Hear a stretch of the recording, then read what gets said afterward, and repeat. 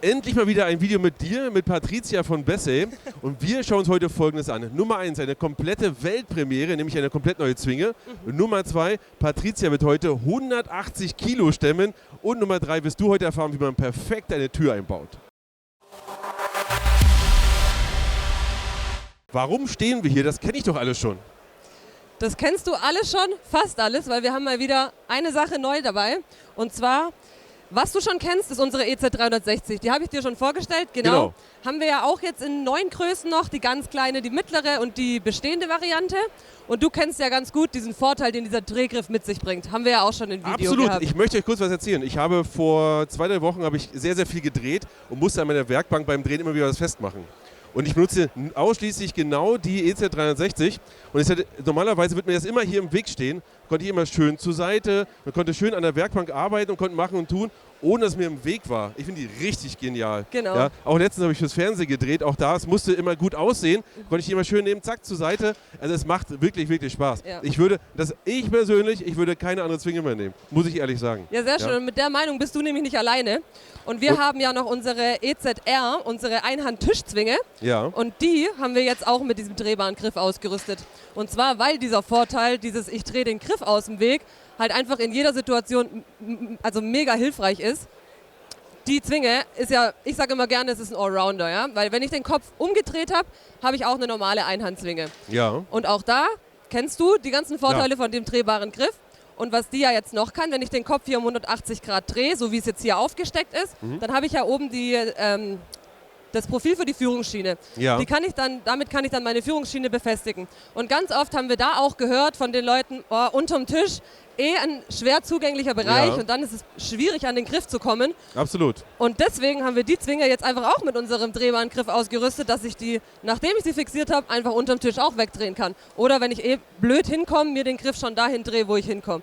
Ja, mega praktisch und das jetzt auch genau dazu haben. Und teilweise hat man den Platz ja nicht, kann von der Seite noch mal ein bisschen ran. Also eine tolle Sache. Glaubt mir, den Griff zu verstellen ist ein, ich sage immer Game Changer. Es ändert alles. Ja.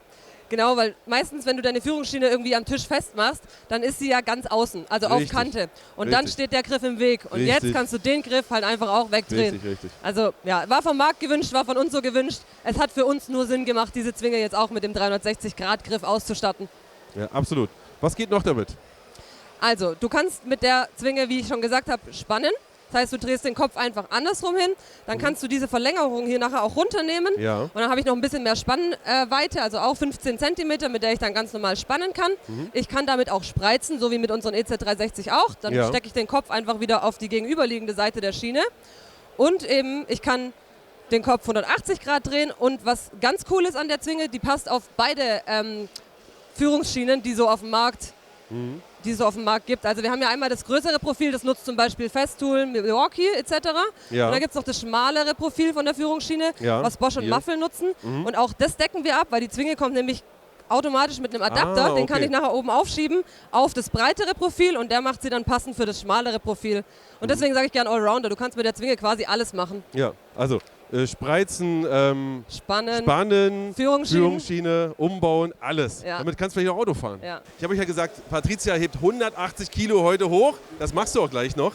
Aber womit? Nicht einfach so, sondern du hast ein kleines Hilfsmittel dabei. Genau. Den sogenannten Bizeps. Genau, abgeleitet von Bizeps, weil es ein Kraftpaket ist, genau. Ja, absolut. Ja. Und übrigens, wenn ihr sehen wollt, ich habe die ja schon mal verglichen mit anderen, ja, schaut euch das unbedingt mal an und schaut euch unbedingt mal an, wie schwer es mit Konkurrenzprodukten ist, das hochzuheben und wie viel mehr Kraft man braucht. Ja, genau. Also gerade hier braucht man im Verhältnis relativ wenig Handkraft, um etwas hochzuheben. Aber eins nach dem anderen, ja, was mache ich damit eigentlich? Genau, vielleicht nochmal grundsätzlich auf den Bizeps einzugehen. Es ist ein Einhandhebe- und Montagewerkzeug, mit dem ich eben bis zu 180 Kilo anheben kann.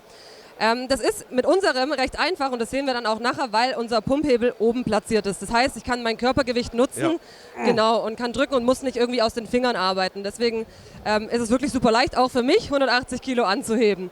Was der auch kann, ist nicht nur das Gewicht anheben, sondern auch Millimeter genau wieder absenken. Ja. Ich habe hier noch einen zweiten Hebel, mit dem tut er jedes Mal, wenn ich ihn betätige, 4 Millimeter nach unten absenken. Und den kann ich eben so mit Gefühl einstellen, dass er wirklich Millimeter genau arbeitet. Ja. Dann habe ich noch eine Schnellverschiebetaste, also auch die kann ich damit kann ich ihn voreinstellen oder eben nachher lösen. Und der kann aber eben nicht nur anheben, sondern wir können den auch noch umbauen zum Beispiel Spannen. Weil wir sind ja besser, wir machen ja eigentlich Zwingen. Deswegen kann ich diese ganze Einheit nachher rausnehmen, umdrehen, andersrum draufsetzen und habe auch eine Zwinge, die dann auch 180 Kilo Spannkraft hat. Sowas brauche ich zum Beispiel nachher, um irgendwelche Dielen zu verleimen. Wir haben aber noch hier das hier. Die Möglichkeit, das zu verlängern. Genau. Wozu brauche ich das?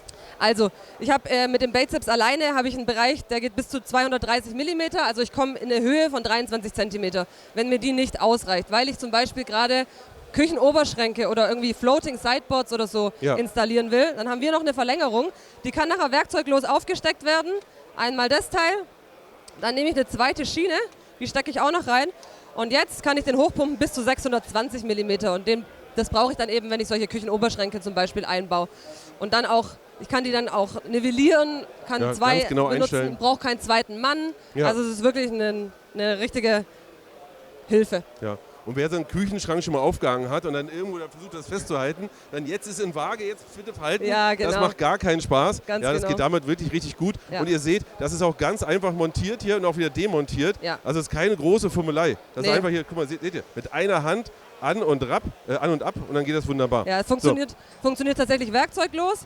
Was man dazu sagen muss, ich habe ja gesagt, 180 Kilo kann er heben. Wenn ich diese Verlängerung aufgebaut habe, dann verringert sich das auf 60 Kilo pro Werkzeug, also pro Bizeps. Wenn ich aber 2 benutze, das addiert sich ja auf, dann komme ich auch wieder zu 120 Kilo und das ist definitiv ausreichend für die Zwecke, für die man die nachher benutzt. Also Küchenoberschränke leer, wenn ich die montiere, wiegen ja im Normalfall nicht mehr als 60 Kilo, genau. So. Jetzt kurzer Wechsel zu Thorsten, weil jetzt wollen wir wissen, wie man eine Tür einbaut. Und ganz ehrlich, braucht man all das, um eine Tür einzubauen? Man braucht nicht alles, aber alles ist besser auf jeden Fall, wenn man es hat und man kann die Tür dadurch viel besser ausrichten. Grundproblem bei der Tür prinzipiell ist, ich muss natürlich komplett parallel sein. Ich will ja das Türblatt nachher einbauen, sie soll sauber öffnen und schließen. Mit anderen Worten, ich muss eigentlich, die Hauptaufgabe ist, die Tür auszurichten. Ja. Ich habe meinen Wanddurchbruch und die Türzage kommt in der Regel in 3 Teilen. Mit anderen Worten, ich baue die eigentliche Türzage erstmal auf dem Boden auf oder auf Böcken oder dergleichen, was ich auch immer möchte. Ja. Und dann habe ich sie halt in der Waagerechten. Und um dann nach wie vor die komplette Parallelität und auch den korrekten Abstand von den beiden Seitenelementen zu gewährleisten, dafür gibt es halt unsere TU. Okay. Grundprinzip ist, wenn man sich das Ganze jetzt vorstellt, man hat es einmal in der Waagerechten. Ich habe hier oben das Maß, was im Grunde genommen vorgegeben ist. Das ist meine Breite von der Tür. Ja. Dann kann ich mir entweder hier über unsere Skala, die wir drauf haben, wenn ich die weiß, den Abstand, einmal unsere TU auf die Breite einstellen. Oder ich gehe einfach hin, nehme die TU, halte sie rechts und links dran, ziehe sie einmal fest logisch. Und dann habe ich halt optimalen Abstand schon von den beiden. Das mache ich aber noch auf dem Boden, oder?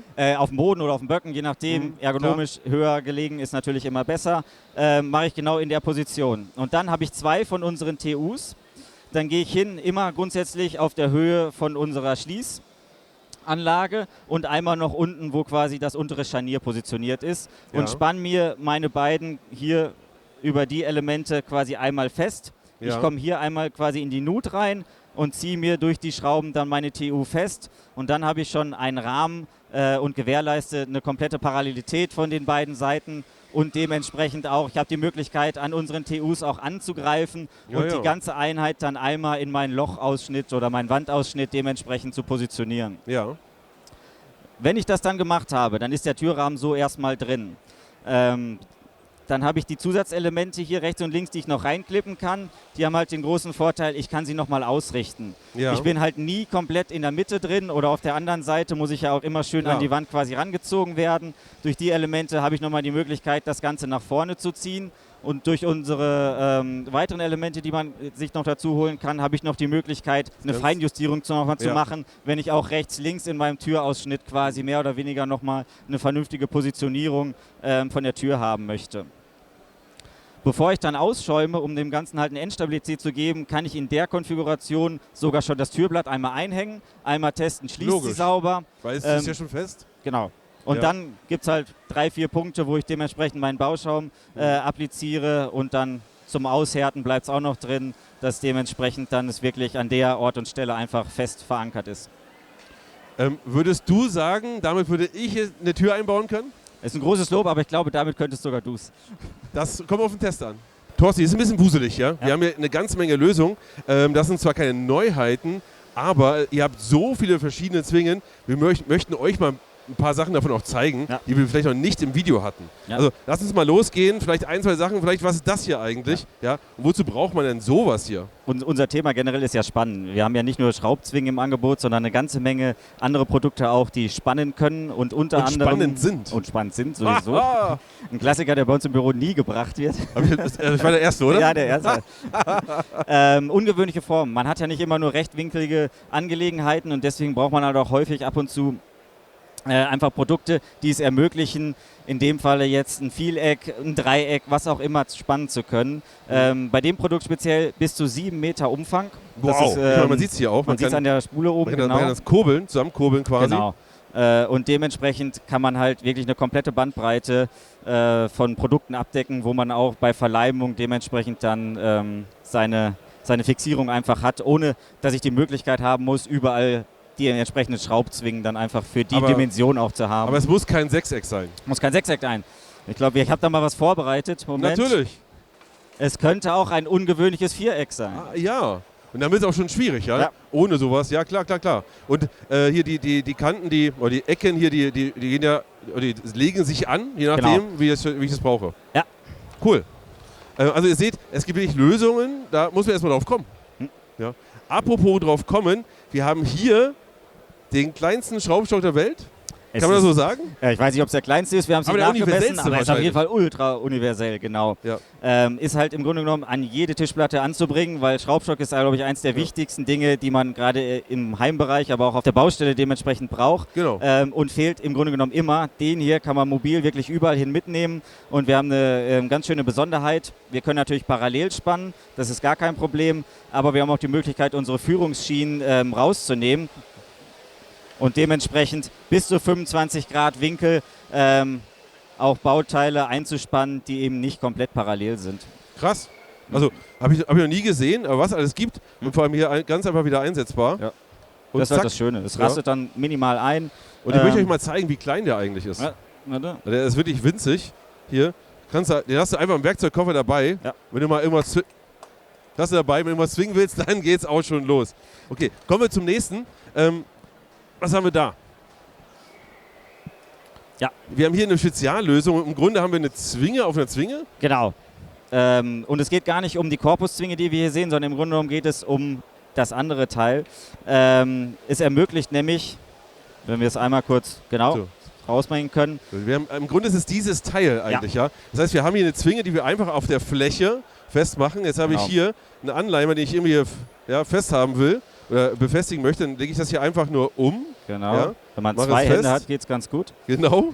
Hat man ja meistens und zack, fest. Genau. Oh, geniale Lösung. Das Schöne ist halt, es funktioniert wirklich mit jeder Schraubzwinge, die man im Grunde genommen in seinem Portfolio schon drin hat, die zu Hause rumliegt. Wir können bis zu einer Schienenbreite von 13 mm dieses Teil adaptieren und das deckt, glaube ich, so ungefähr 95% von dem ab, was es auf dem Markt eigentlich so gibt.